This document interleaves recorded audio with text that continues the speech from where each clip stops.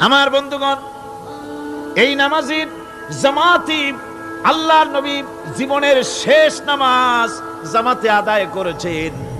জীবনের শেষ নামাজটাও জামাতে আদায় করলেন।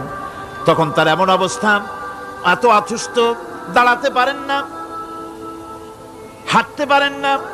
দুইজন সাহাবীর কাঁধের উপরে ভর করে তারপরে বহু কষ্ট করে মসজিদে গিয়ে নামাজ আদায় করেছেন।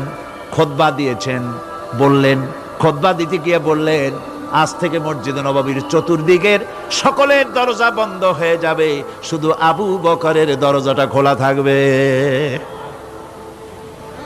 আল্লাহর নবী বললেন, আল্লাহ রাব্বুল আলামিন এই পৃথিবীতে তার এক বান্দাকে জাগতিক সব সম্পদ দিতে চেয়েছিলেন, কিন্তু সে বান্দা সব জাগতিক সম্পদকে উপেক্ষা করে মাবুদের সঙ্গে দেখা করা বেশি জরুরি, বেশি পছন্দ মনে করেছেন।